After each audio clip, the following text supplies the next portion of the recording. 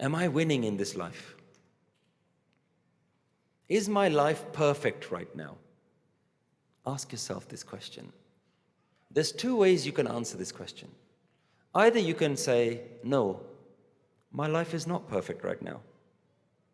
My life is a little bit stressful. I have lots of worries. I have lots of anxieties.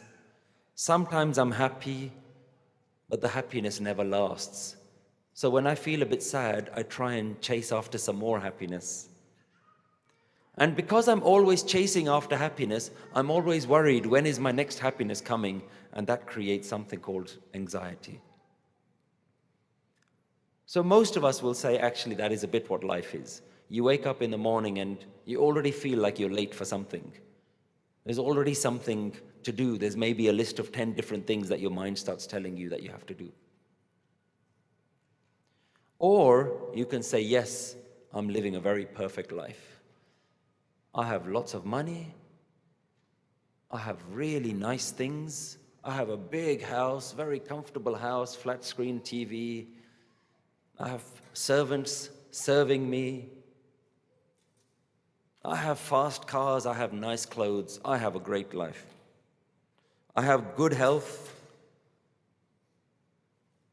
If that is our life, then there's a very simple follow-up question. If that is what makes us happy, what will you do when all those things start falling away? What will you do when your health is no longer there? What will you do when your family are no longer around? What will you do if you start losing money? If you lose the big house, if you lose the big cars, then will you still be happy? Because Gurbani has been written by people who are still happy even if they have nothing. Do we have that kind of happiness in our life? That regardless of what's happening in the material world, we are still happy on the inside. Do we know this experience? I'll give you an example where I think you might have experienced this in your life. Try to think back to a time in your life when you were maybe in school or college or university. Have you ever had a moment in your life where it was time for an exam? You walked into the exam room and all the other children and all the other students are very nervous about the exam. And you've walked in and you're feeling really confident. You say, I've done all the studies. I feel good. I think I'm very well prepared. And then you sit down and you open the exam paper and all the questions are exactly the questions that you've prepared for. You must have had an experience like that in your life. Just for a moment, try and remember what that feeling feels like. You look around and all the other students are looking really nervous and really worried. Oh no, I didn't study this question. I didn't practice this question. And you're looking at the exam paper and you're saying, I've studied exactly these questions. I know exactly what the answers are. Try and remember what that feeling feels like. How would you feel at that moment? You would feel really confident. You would feel nothing can faze me now. Nothing can worry me. I've got it all sorted. The Bhagats are talking about a similar kind of experience, except the exam that they're sitting is everyday life. At everyday moments, they have this level of stability and confidence. No matter what is happening on the outside, I'm prepared. I'm ready. Nothing can happen on the outside because I'm already prepared for all the uncertainty of life. What if you and me could live like that at every moment? What would you call that?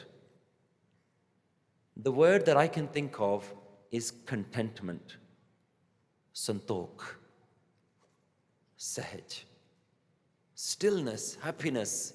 You know, no matter what, this life is going well. Not because of anything outside, because an internal confidence, because you've prepared for life.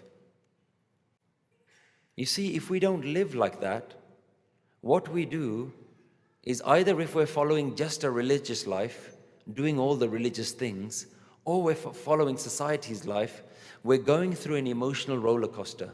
Sometimes we're up, sometimes we're down. We're never just tranquil, steady, still.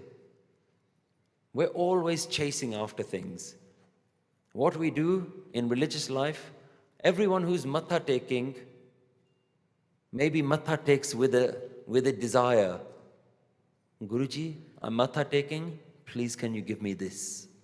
Please can I have this in my life or that in my life? Even if we think it's a very noble desire, please can you help my children pass their exams so that they can get a good job? Whatever it is, if you're bowing down to Guru Granth Sahib Ji with a desire in your mind, what you're saying is, Guruji, I'm not happy today, but if you give me this, then I'll be happy. Your happiness is always tomorrow. And the same happens with society as your religion.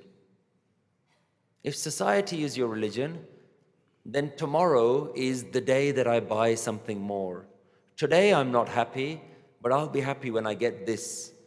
I'll be happy when I get a new job, or I'll be happy when I get a promotion. I'll be happy when I get a bigger house. I don't know if you've noticed, you spend your whole life getting educated so that you can buy a house, get a good job, get lots of money. And then when you're sitting in that house, then you think, now I need to fill this house. And then you get married, you get a husband and wife, and you feel really happy, oh, I'm married. And then after a couple of years, even that happiness fades. And then you say, okay, let's have some children. You have some children, you think the children are going to make me happy. Then you have the children, then you realize you were happier before you had the children.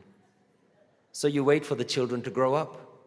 You say, I can't wait for these children to grow up. Let them grow up and leave me alone. It's too much headache.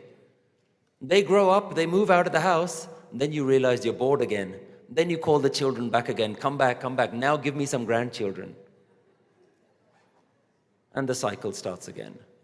Now you want grandchildren, now you're worried about their happiness, their education, you're waiting for them to grow up. When does your happiness actually happen? Your happiness is always tomorrow, and the same is true for religious life. So both of these lifestyles is not what Gurmat is talking about. Gurmat is talking about a lifestyle where regardless of what's happening on the outside, you don't need anything. You're happy without anything.